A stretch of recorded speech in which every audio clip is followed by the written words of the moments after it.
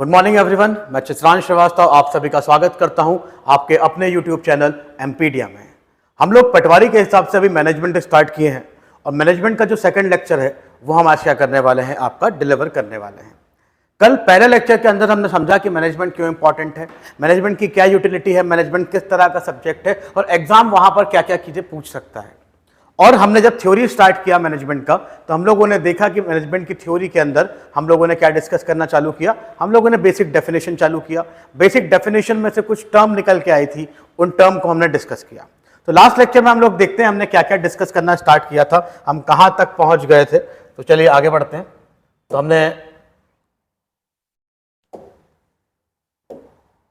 हमने कहां से डिस्कस करना चालू किया था। हमने सबसे पहले डेफिनेशन डिस्कस की थी, ठीक है, 1 2 3 डेफिनेशन के बाद हम जनरलाइज डेफिनेशन के ऊपर गए थे और वहां हमने देखा था कि इस डेफिनेशन के अंदर 3 चीजें यहां पर आपको देखने को मिल रही है। पहला प्रोसेस, दूसरा एफिशिएंसी और तीसरा इफेक्टिवनेस। ये 3 चीजें हम लोगों ने डिस्कस की। इसके बाद हम आगे बढ़ते हैं, फिर हम लोगों ने इन तीनों को डिस्कस किया। अब हम बात करते हैं इन सब के बारे में। इन सब में जो 2 इंपॉर्टेंट प्रोमिनेंट चीजें हैं, उन दोनों प्रोमिनेंट चीजों को डिस्कस करना हम चालू करते हैं।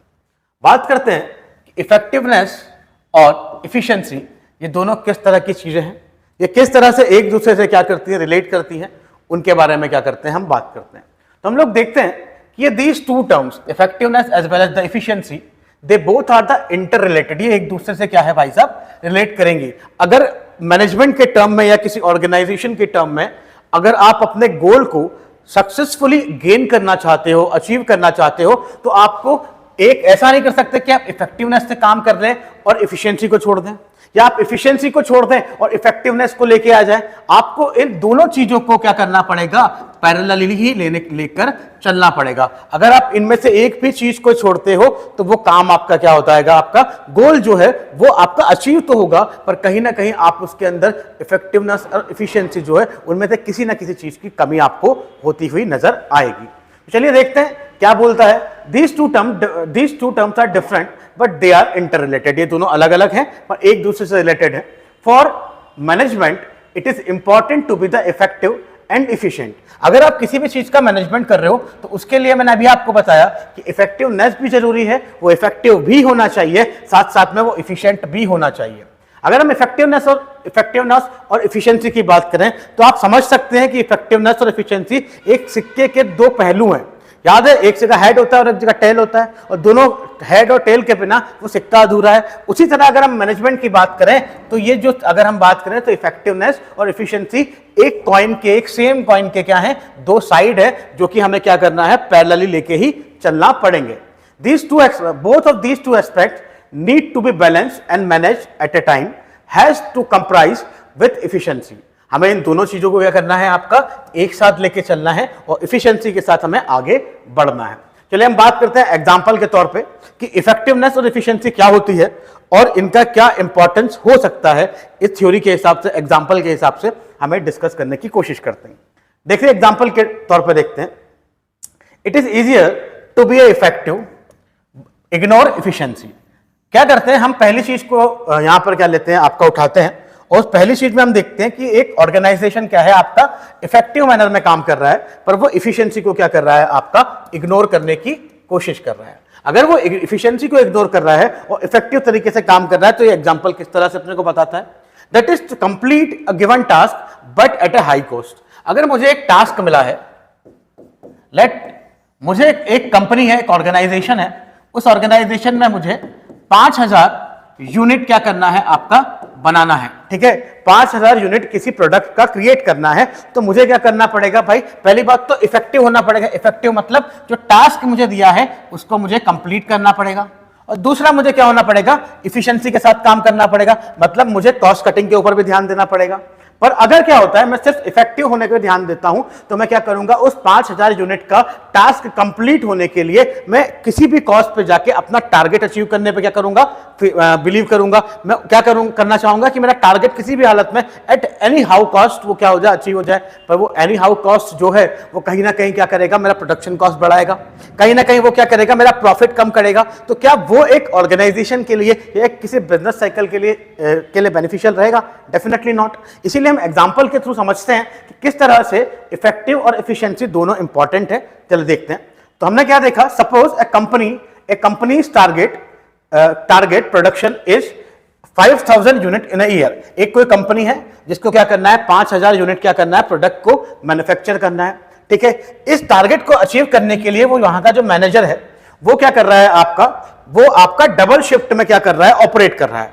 अब एक बात बताओ, डबल शिफ्ट में क्यों ऑपरेट कर रहा है? क्योंकि उस जो एरिया जहां पर ये आपका पूरा की पूरा क्या लगा हुआ है, ये प्लांट लगा हुआ है, ये सेटअप लगा हुआ है, वह पावर फेलियर है।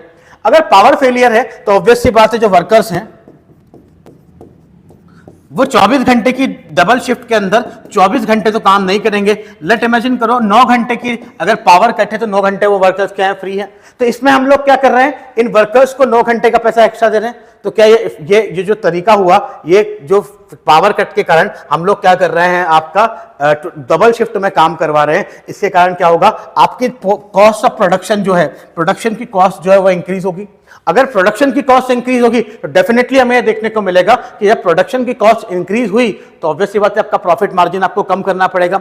और प्रॉफिट मार्जिन कम करना पड़ेगा, या प्रॉफिट मार्जिन अगर कम करना पड़ा तो मार्केट में एमआरपी आपको सेम रखना पड़ेगी। अगर आप प्रॉफिट मार्जिन अपना वही रखते हैं जो पहले था, ठीक है, तो आपको क्या करना पड़ेगा, उसका रेट इंक्रीज करना पड़ेगा। और इन्फ्लेशन आएगा तो लोग आपकी डिमांड, आपकी प्रोडक्ट की डिमांड को क्या कर देंगे, कम कर देंगे। तो इसीलिए हमें देखने को मिलेगा इस पूरे केस के अंदर इस कंपनी के मैनेजर ने क्या किया, अपने टास्क को तो क्या कर दिया, कंप्लीट कर दिया डबल शिफ्ट में काम करवाकर, पर यहां पर हमारा जो वर्कर या ह्यूमन रिसोर्स है उसका वेस्टेज हुआ। 9 घंटे वो क्या नहीं कर पा रहा है, काम नहीं कर पा रहा है। इसीलिए मैं बोल सकता हूं इस केस के अंदर मैनेजर क्या है, इफेक्टिव है। उसने इफेक्टिव ढंग से क्या किया है, अपने काम को कंप्लीट किया है, पर इट इज नॉट एफिशिएंट। ये जो इंसान है जो क्या कर रहा है, आपका इस टास्क को कंप्लीट कर रहा है, वो एफिशिएंट नहीं है। क्यों? क्योंकि उसने क्या किया भाई, इनपुट क्या, आउटपुट तो हमें सेम दिया, पर उसने क्या कर दिया, आपका इनपुट जो है, लेबर कॉस्ट और इलेक्ट्रिसिटी कॉस्ट जो है उसको इंक्रीज कर दिया। तो इस मैनर में इस एग्जांपल के थ्रू हम देख सकते हैं कि इस एक चीज को हमने फोकस किया था कि भाई मैनेजर इफेक्टिवली या ऑर्गेनाइजेशन इफेक्टिवली काम कर रहा है, पर वो इफिशिएंटली काम नहीं कर पा रहा है। क्यों? क्योंकि अगर इफिशिएंटली काम करता तो वो लेबर की कॉस्ट, लेबर का यूटिलिटी मतलब ह्यूमन रिसोर्स को प्रॉपर्ली यूज कर पाता, साथ साथ में इलेक्ट्रिसिटी की जो कॉस्ट उसने इंक्रीज की है वो भी यहां पर आपको कम होती हुई नजर आती है। तो ये जो हमने देखा कि अगर कोई ऑर्गेनाइजेशन किस तरह से काम कर रहा है, इफेक्टिव तरह से काम कर रहा है, और अगर वो इफिशिएंसी को इग्नोर कर रहा है तो वो भी किसी ऑर्गेनाइजेशन के मैनेजमेंट के लिए क्या है, घातक हो सकता है।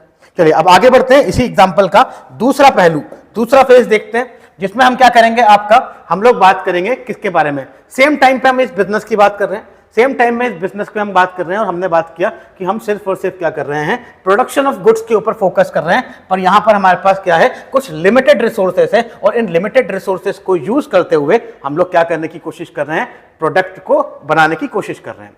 That is cutting down the cost and not achieving that proper target. अगर मैंने क्या किया, अगर मैंने क्या बोल दिया कि मैं कॉस्ट कटिंग पे फोकस करूं, सेम कंडीशन है भाई, क्या मुझे 5000 यूनिट बनानी है, 5000 यूनिट बनानी है, पर इलेक्ट्रिसिटी की दिक्कत, अब मुझे कॉस्ट कटिंग करनी। कॉस्ट कटिंग का मतलब मैं क्या करूंगा, डबल शिफ्ट की जगह सिंगल शिफ्ट में ऑपरेट करूंगा। अब सिंगल शिफ्ट में ऑपरेट किया तो ऑब्वियस सी बात है कि मैं क्या नहीं कर पाऊंगा, यहां पर 5000 का जो मेरा टारगेट है, ठीक है, एक ईयर में क्या करने का, बनाने का, 5000 यूनिट बनाने का, वो मैं कंप्लीट नहीं कर पाऊंगा। अब यहां पे क्या देखने को मिला, अगर मैंने ऐसा कुछ किया जहां पर मैं 5000 प्रोडक्ट नहीं बना पाया, तो ये जो अपन ने देखा था ना, जहां पे हम लोगों ने देखा था कि इफेक्टिवली काम हो रहा है पर इफिशिएंटली नहीं हो रहा है, पर यहां पे हमें उल्टा देखने को मिलेगा। यहां पर इफिशिएंटली तो काम हो रहा है, क्यों?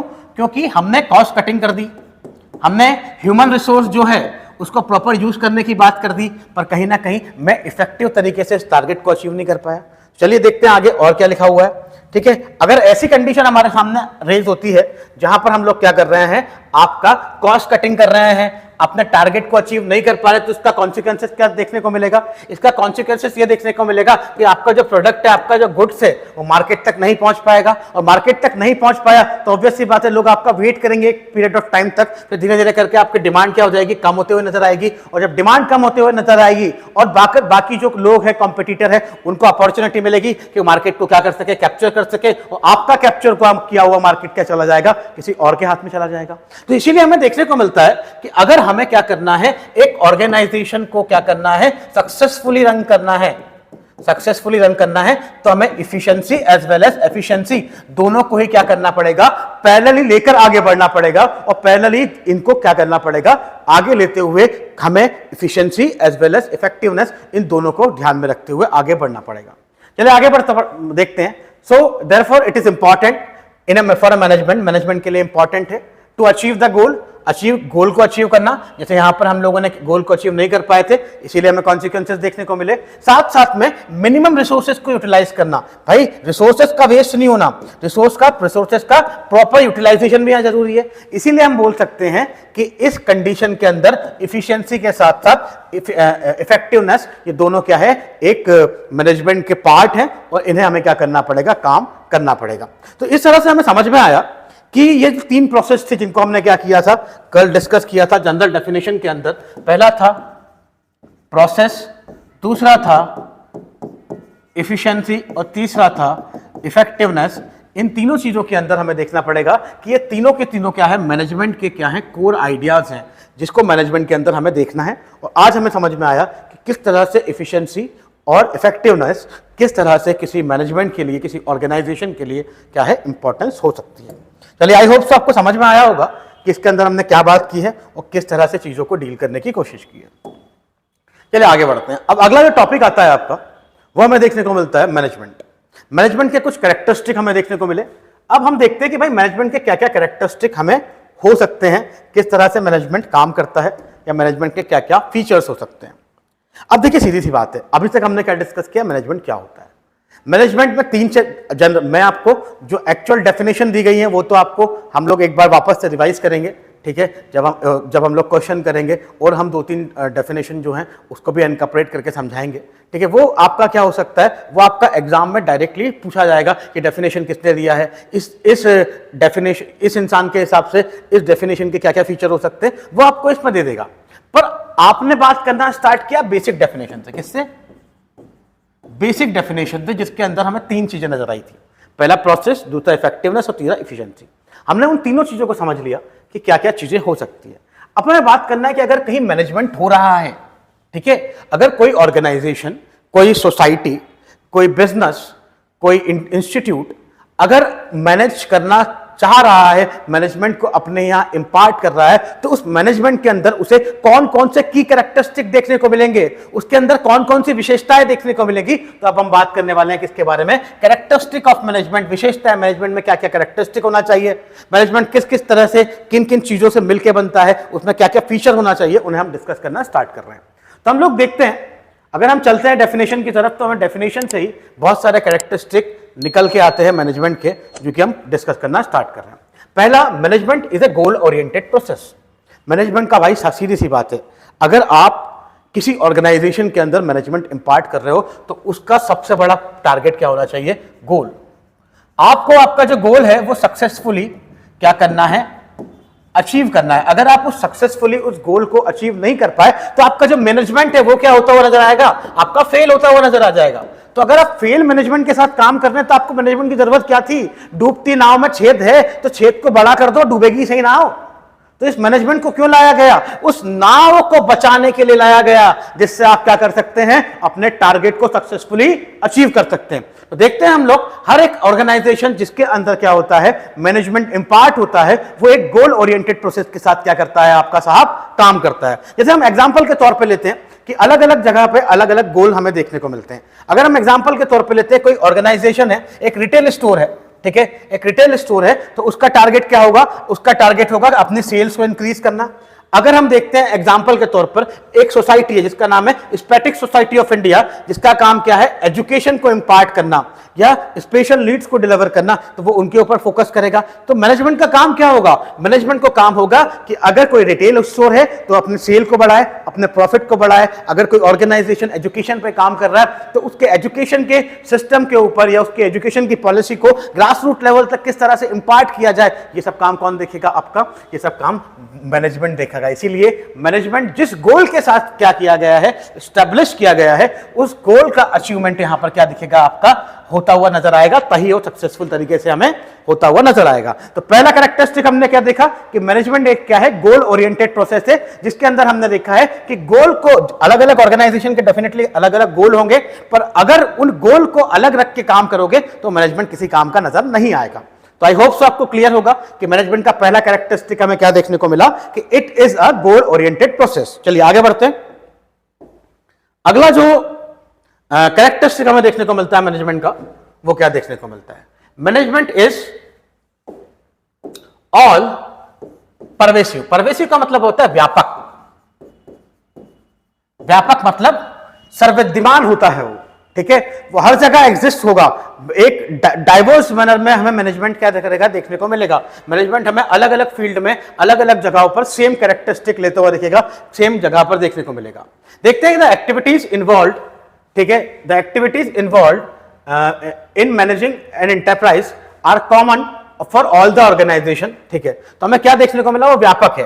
व्यापक है मतलब सब जगह वो एक सा ही रहेगा, सॉरी क्या रहेगा? एक सा ही रहेगा। ऐसा नहीं हो सकता है कि अलग इंस्टीट्यूट के लिए, हाँ नो डाउट अलग अलग ऑर्गेनाइजेशन के अलग अलग गोल होंगे, तो उसके अंदर मैनेजमेंट अपने गोल को अचीव करने के लिए अलग अलग डेफिनेशंस और फीचर को ऑप्ट करेगा, पर उसका जो कोर आइडिया या कोर फिलॉसफी जो है वो हमेशा सेम रहेगा। वो हर ऑर्गेनाइजेशन के अंदर, हर कंट्री के अंदर, हर एनवायरमेंट के अंदर क्या करेगा? सेम तरह से होता हुआ नजर आएगा। हम लोग देखते हैं कि मैनेजमेंट हर एक इंटरप्राइजेस के लिए क्या होगा? कॉमन रहेगा, चाहे वो इकोनॉमिक ऑर्गेनाइजेशन है, चाहे वो सोशल ऑर्गेनाइजेशन है, चाहे वो पॉलिटिकल ऑर्गेनाइजेशन है। डिस्कस करते हैं कैसे सेम रहेगा। कोई एक इकोनॉमिक ऑर्गेनाइजेशन, ले एग्जांपल के तौर पर लिखते हैं अडानी इंटरप्राइजेस, है ना। अडानी इंटरप्राइजेस एक बिजनेस कम्युनिटी है ना, और बिजनेस कम्युनिटी के साथ साथ वो कैपिटलिस्ट नेचर पे ऊपर काम कर रहा है, ठीक है। कैपिटलिस्ट नेचर के ऊपर अगर वो काम कर रहा है तो उसका मेन मोटिव क्या होगा? प्रॉफिट मेकिंग, तो प्रॉफिट के ऊपर काम करेगा। तो अगर जितने भी ऑर्गेनाइजेशन है उसको सेम फीचर देखने को मिलेगा। सोशल ऑर्गेनाइजेशन जो एजुकेशन इंपार्ट करने का काम कर रहा है, या फिर वो वेलफेयरिस्टिक मैनर में लोगों को फूड बांट रहा है, रिसोर्सेज प्रोवाइड कर रहा है, तो वो भी अपने इसमें काम करेगा। और पॉलिटिकल ऑर्गेनाइजेशन, भाई सबसे अच्छा पॉलिटिकल ऑर्गेनाइजेशन देखने को मिलता है बीजेपी। बीजेपी की जब बात आती है तो बीजेपी ने आपको देखा 2014 से बीजेपी की सरकार केंद्र में बनी है, सरकार बनी है सेंटर में। उसके बाद देखो धीरे धीरे अमित शाह, मोदी जी, ठीक है, इन लोगों के नेतृत्व में हमें देखने को मिलता है कि बीजेपी क्या करती जा रही है? नए नए क्या बोलते जा रहे हैं? बेंचमार्क सेट करते जा रही है। अभी आप देखिए सीधी सी बात, 156 गुजरात चुनाव में 156 सीटें जीती। ये क्या है? ये एक इतिहास रचा है गुजरात में बीजेपी ने, क्योंकि इसके पहले 2003 के अंदर ही क्या किया गया था? मोदी के नेतृत्व में सबसे ज्यादा सीटें लाई गई थी। अब क्या होता है? एक नया बेंचमार्क सेट किया, और इस बेंचमार्क के पीछे भाई रीजन क्या दिया जा रहा है कि ये क्या है? एक पॉलिटिकल मैनेजमेंट है। मैनेजमेंट तो सेम था, पर ये पॉलिटिकल फील्ड में किया गया, इसीलिए हम पॉलिटिकल मैनेजमेंट बोल देते हैं। तो अभी तक हमने क्या देखा कि मैनेजमेंट क्या है? एक्टिविटीज को मैनेज करना हर एक इंटरप्राइजेस में क्या रहेगा? कॉमन ऑर्गेनाइजेशन के साथ में कॉमन रहेगा, ठीक है, भले ही वो अलग अलग टाइप के ऑर्गेनाइजेशन आपको देखने को मिले। अगर हम लोग देखें, a petrol pump need to be manage as much as hospital. जिस तरह से हम देखते हैं, जिस तरह से पेट्रोल पंप मैनेज किया जाएगा, क्यों? क्योंकि उसका गोल क्या है भाई? पेट्रोल बेचना और प्रॉफिट कमाना। उसी तरह से हॉस्पिटल जो है वो क्या करेगा? वो भी मैनेज किया जाएगा। उसी तरह स्कूल जो है उसको भी मैनेज करना क्या है? मैनेज करने के लिए वही बेसिक प्रिंसिपल ऑफ मैनेजमेंट को इंपार्ट किया जाएगा, ठीक है। What manager do in India, जिस तरह से मैनेजर काम इंडिया में करेगा वही यूएसए में करेगा, वही जर्मनी में करेगा, वही जापान में करेगा। तो एक बात बताओ ना मुझे साहब, मैनेजमेंट अलग अलग जगह पर, अलग अलग ऑर्गेनाइजेशन में, अलग अलग इंडस्ट्रीज के अंदर, अलग अलग सेक्टर के अंदर हमने इंपार्ट किया, पर जो बेसिक था वो तो क्या रहा? हमेशा सेम ही रहा। मैनेजमेंट के अंदर बेसिक क्या था? आपका प्रोसेस, इफिशिएंसी और इफेक्टिवनेस, साथ साथ में ह्यूमन रिसोर्स को क्या करना? मैनेज करना। तो हम अगर देखें मैनेजमेंट को, तो मैनेजमेंट अलग है, व्यापक है, सब विद्यमान होगा। हर एक ऑर्गेनाइजेशन में आपको क्या देखने को मिलेगा? मैनेजमेंट देखने को मिलेगा। इसीलिए जो सेकंड कैरेक्टरिस्टिक ऑफ मैनेजमेंट है, मैनेजमेंट इज ऑल परवेसिव, ये हमें क्लियर होता हुआ नजर आ रहा है। होप सो आपको क्लियर होगा। आगे बढ़ते हैं।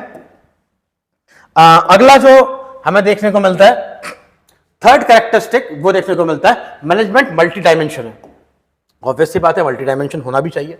अब देखिए सीधी सी बात है, आप खुद देखिए, अगर आप एक एग्जाम की तैयारी कर रहे हैं, लेट एग्जाम के तौर पर ले लेते हैं, अगर आप एमपी, पीएससी या आप पटवारी की ही तैयारी कर रहे हैं,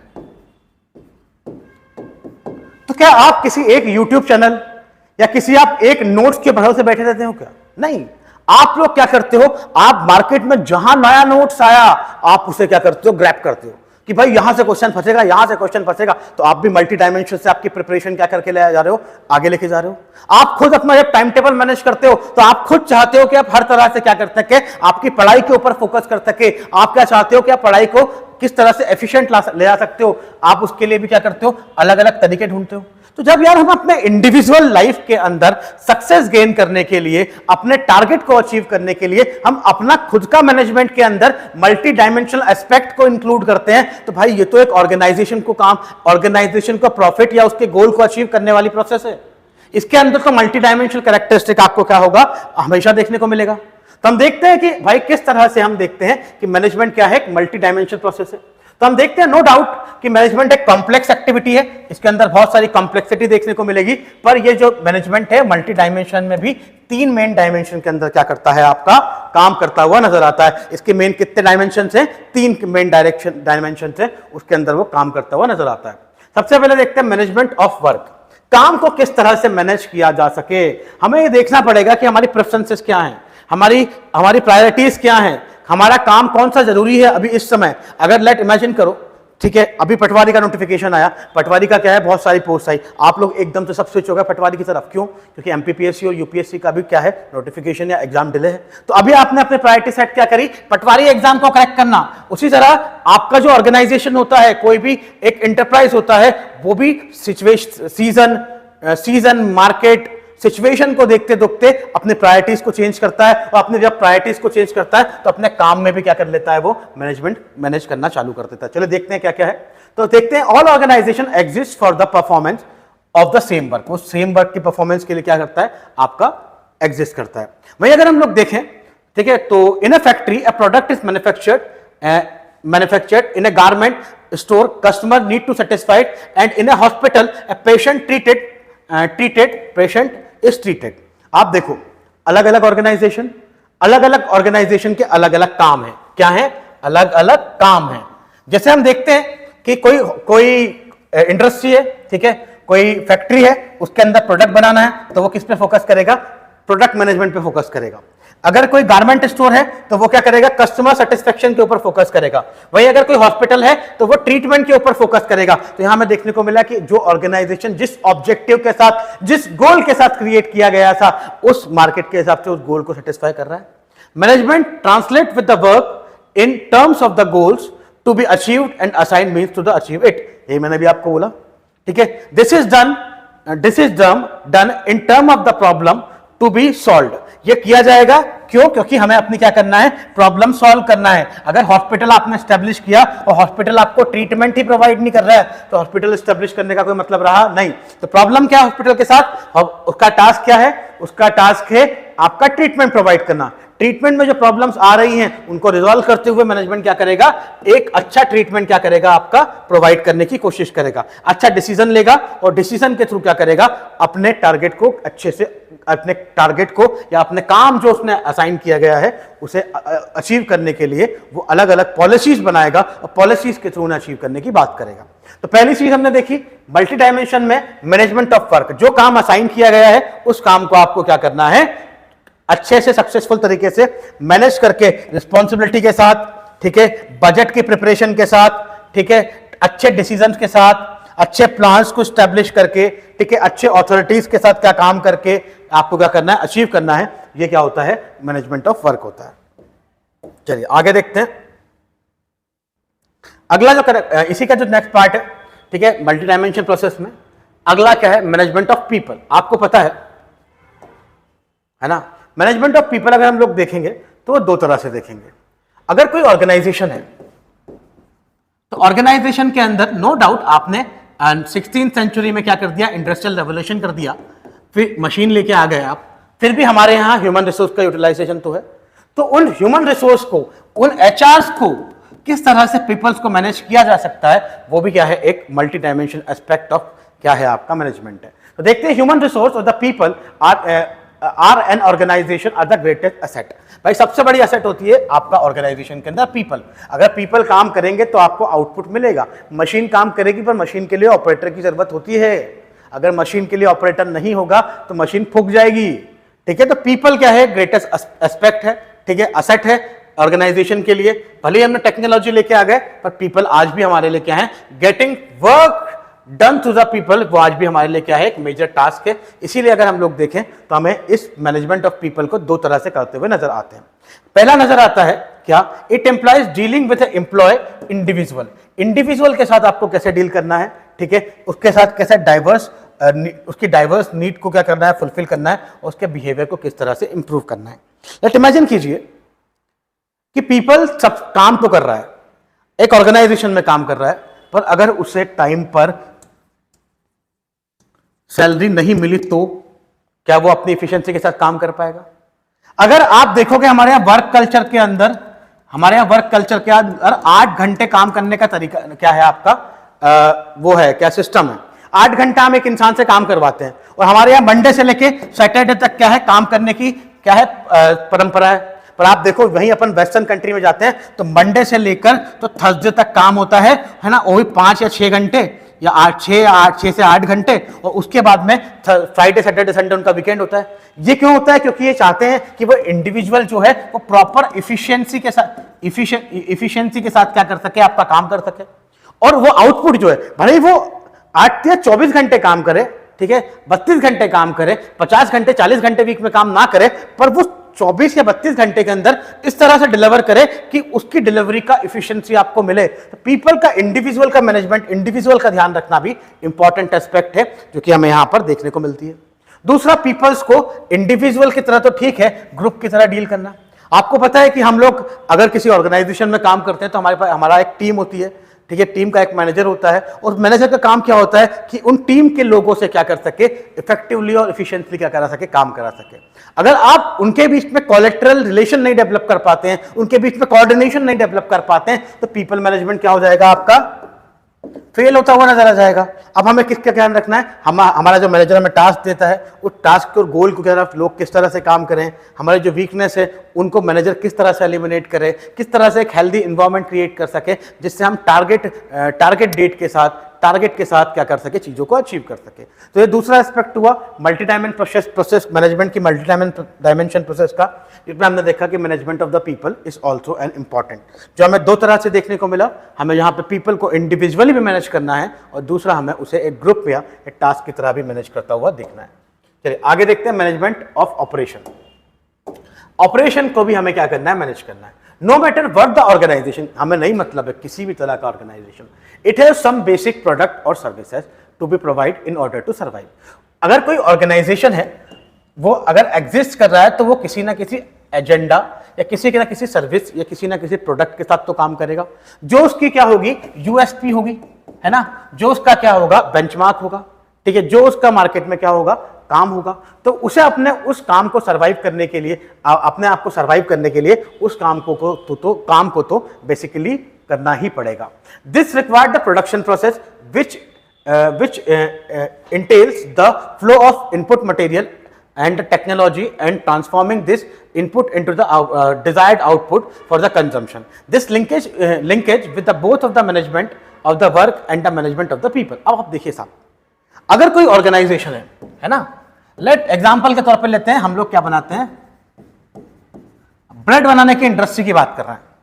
अब ब्रेड बनाने की इंडस्ट्री जो है, उसके अंदर ऑपरेशन तो होगा। ब्रेड बनाना है तो कहीं ना कहीं आप स्टार्ट कहां से करोगे, वीट से करोगे, वीट से आप क्या करोगे, फ्लोर बनाओगे, आटा बनाओगे, आटा से फिर आप फर्मेंटेशन पे जाओगे, फर्मेंटेशन से आप बेकिंग पे जाओगे, बेकिंग से फिर आप पैकेजिंग पे जाओगे, पैकेजिंग से फिर आप कहां जाओगे, मार्केटिंग पे जाओगे। तो ये सारी जो प्रोसेस है, इस प्रोसेस को भी तो आपको ढंग से करना है। अगर यही ऑपरेशन, इसमें आप देखो कि अगर फ्लोर ही नहीं बन पाया आपका, तो आगे की प्रोसेस आप ब्रेड बना पाओगे क्या? अगर आप ब्रेड बनाने के लिए फर्मेंटेशन नहीं कर पा रहे हो, तो क्या आपकी ब्रेड ढंग से फूल पाएगी क्या? वो कच्ची कच्ची रह जाएगी क्या? मार्केट में आपकी डिमांड बन पाएगी क्या? नहीं बन पाएगी। इसीलिए आपको जो ऑपरेशन है, जिस प्रोडक्ट के लिए ऑर्गेनाइजेशन बना हुआ है, उस ऑपरेशन को आपको सक्सेसफुली काम करना पड़ेगा। लेट एग्जांपल लेते हैं, कोई हॉस्पिटल है। हॉस्पिटल का काम क्या है भाई? उसका काम है ट्रीटमेंट प्रोवाइड करना। अरे हॉस्पिटल में डॉक्टर नहीं होगा साहब, तो कौन ट्रीटमेंट लेने आएगा आपके पास? आपके पास बेसिक फैसिलिटी तो कम से कम आप हाई प्रोफाइल हॉस्पिटल ना खोलें, पर बेसिक डॉक्टर तो बिठा के रखे हैं। यही तो क्या है, यही तो ऑपरेशन है। इसी ऑपरेशन को तो आपको क्या करना है, आगे लेके चलना है। तो ये आपका क्या देखने को मिला, अगला कैरेक्टरिस्टिक देखने को मिला जो कि हमें यहां देखने को मिलता है। चलिए अभी हमने कुछ बेसिक कैरेक्टरिस्टिक देखे हैं, ठीक है, जिसमें हमने 2 या 3 कैरेक्टरिस्टिक को डिस्कस किया आज के लिए। बाकी हम कल डिस्कस करते हैं और आगे डिस्कस करते हैं और दूसरे कैरेक्टरिस्टिक से, और हम कल बात करेंगे management is a continuous process, जो कि एक one of the major characteristic है, उसको डिसाइड करते हैं। Have a great day, bye bye, मिलते हैं कल।